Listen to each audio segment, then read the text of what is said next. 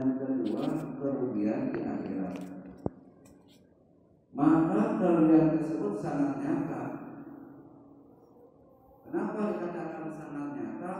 Wa kama yajibu 'alaika, dan seperti itu sudah diwajibkan kepada kalian semua ayyuhafidhu, untuk menjaga sholat, ala sholati, menjaga kepada sholat, wa yahrum 'alaika, dan haram bagi kita ayyudai'aha, untuk melalaikan terhadap sholat.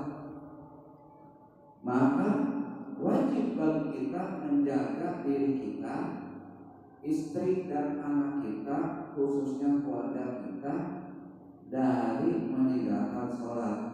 Seperti mana Allah berfirman dalam Al-Quran, qu anfusakum wa ahlikum nar, jagalah diri kalian dan keluarga kalian dari siksa api neraka. Salah satunya menjaga anak dan istri kita dari api neraka, salah satunya harus menjaga sholat. Kalau dia sudah bisa menjaga sholat dengan baik, dirinya dan keluarganya, itu merupakan sarana hidup kebahagiaan di dunia dan di akhirat.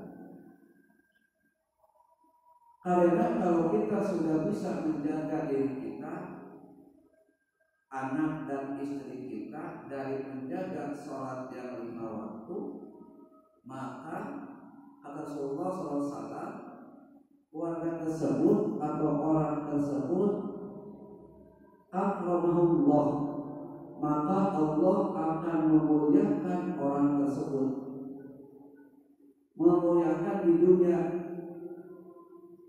kalau sudah menjaga sholat. Makanya sebagai kepala rumah tangga, kita harus ketat memerintah istri dan anak kita untuk melaksanakan sholat. Bukan sekedar melaksanakan sholat, tapi harus dijaga rukun syarat sah sholat. Kalau syarat sah sholat yang harus dijaga itu, yang pertama dia harus bersuci.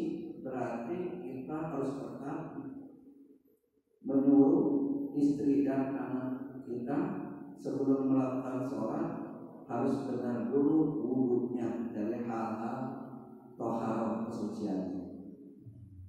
Jadi kalau wudhunya sudah benar sesuai dengan syariat, maka sholatnya pun insya Allah benar. Tapi kalau wudhunya tidak benar, maka sholatnya pun tidak benar. Kenapa? Karena salah satu syarat sah sholat itu adalah wudhu, mempunyai hadas, tidak mempunyai hadas. Kalau wudhunya sudah benar, dia melaksanakan sholat. Di dalam sholat pun ada yang namanya rukun sholat. Ada rukun qauli dan ada rukun fi'li, rukun ucapan dan rukun perbuatan. Kalau salah satunya tertinggal dengan sengaja, maka sholatnya pun fasad, rusak.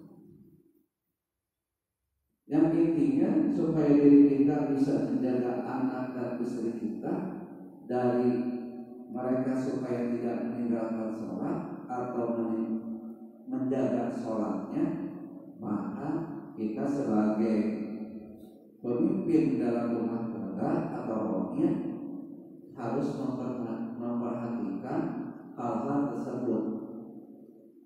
Kalau sudah bisa menjaga dari syarat rukun sholat, benar sholatnya, maka Allah akan memberikan kepada keluarga atau kepada orang tersebut akramallahu bi khamsil hisabin. Allah akan memuliakan orang tersebut dengan 5 perkara. Itu di dunia. Yang pertama karena kata Rasulullah SAW, yarfa'u alaihi ghaibul ish, Allah akan mengangkat segala kesulitan di dalam kehidupannya. Makanya para ulama berkata, kalau ingin segala kemuliaan di dunia, baik masalah rezeki, masalah kesehatan, pertanyakan hubungan kita dengan Allah, yaitu melalui sholat.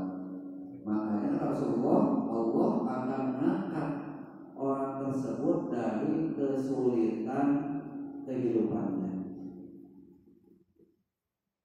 Kesulitan kehidupan tidak masalah keduniaan saja, atau tidak masalah harta saja.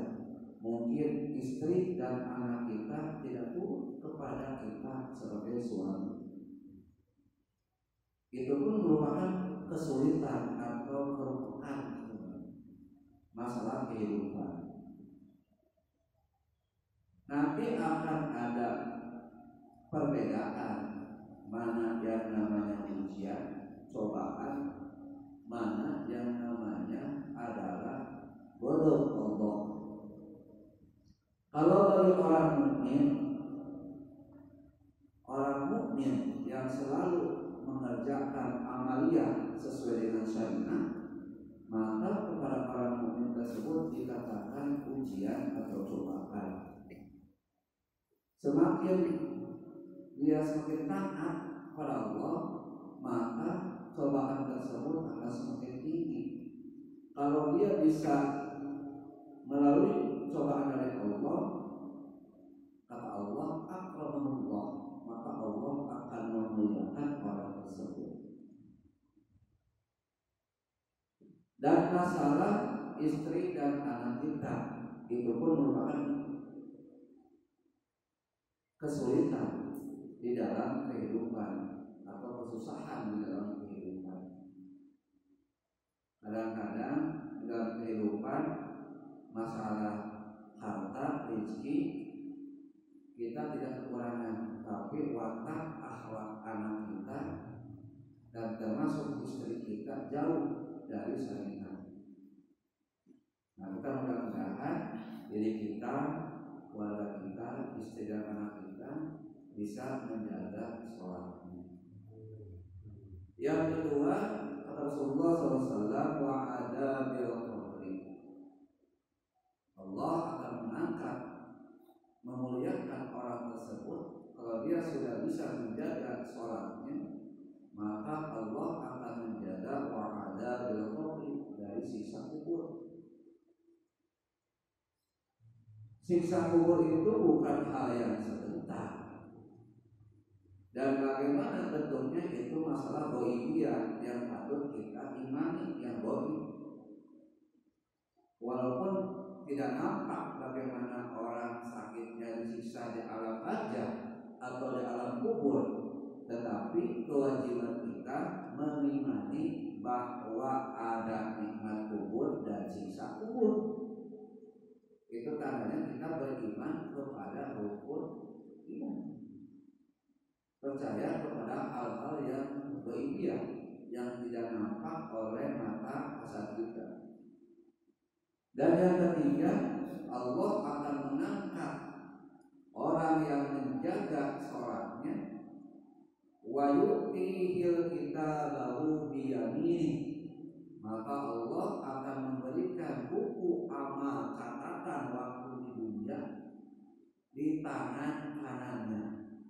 Kalau buku catatan amal ibadah kita waktu di dunia diterima dengan tangan kanannya, itu menandakan bahwa orang tersebut dimasukkan kepada golongan salimin, orang-orang yang selamat, orang-orang yang mendapatkan kesejahteraan dari Allah Subhanahu wa Ta'ala. Berbeda dengan orang yang di dalam penerimaan buku amal catatannya diterima dari tangan kiri, maka orang tersebut akan dimasukkan ke dalam golongan muslimin,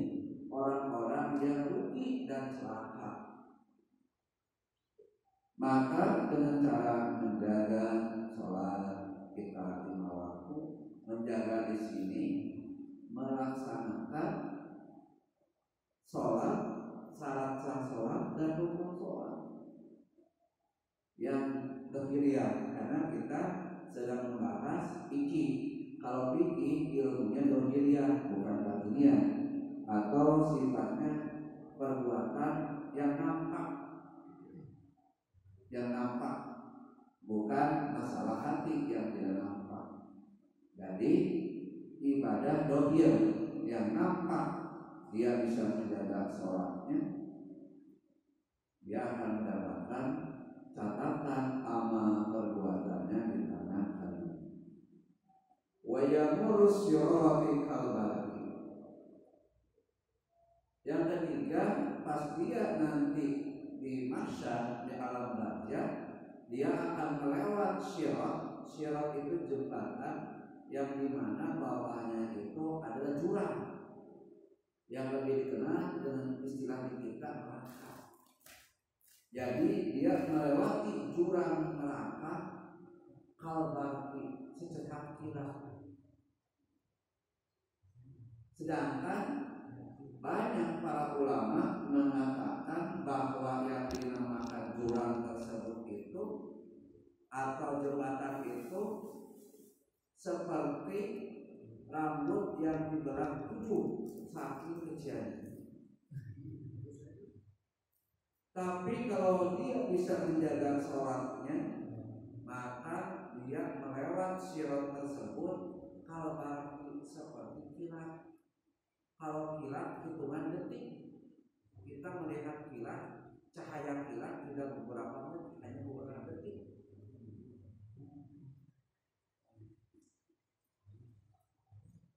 Itu keutamaan yang keempat. Allah memuliakan orang yang menjaga sholat. Wa yadkhulul jannata bi ghairi hisabin.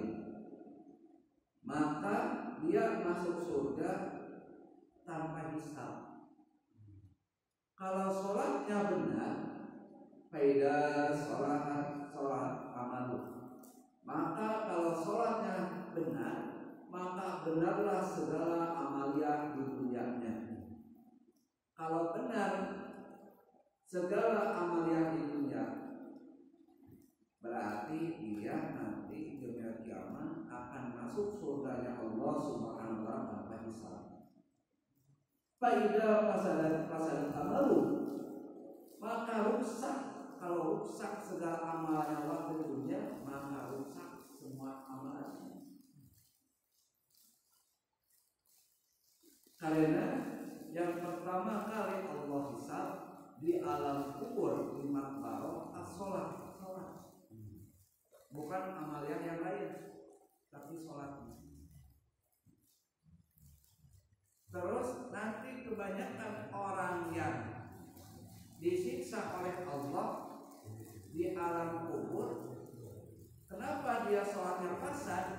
Karena saat sholatnya tidak baik, yaitu di dalam taharahnya, di dalam wudu, di dalam dia membersihkan bawahnya atau membersihkan kencing dan membersihkan hadas besarnya, dia tidak sempurna. Karena salah satu kesempurnaan sholat, syarat sah sholatnya seperti dia suci dari hadas kecil dan hadas besar. Kalau itu tidak benar, maka pertama kali disiksa itu dia adalah masalah tidak beres di dalam taharahnya. Kalau tidak beres di dalam taharahnya, maka sholatnya pun tidak beres. Makanya di alam kubur yang banyak disiksa itu bukan orang yang tidak melaksanakan sholat, bukan orang yang tidak pernah sholat, tapi orang yang suka sholat tapi tidak beres, tidak menjaga dari syarat sahnya sholat. Makanya bapak-bapak, abdi pribadi menganjurkan kalau di dalam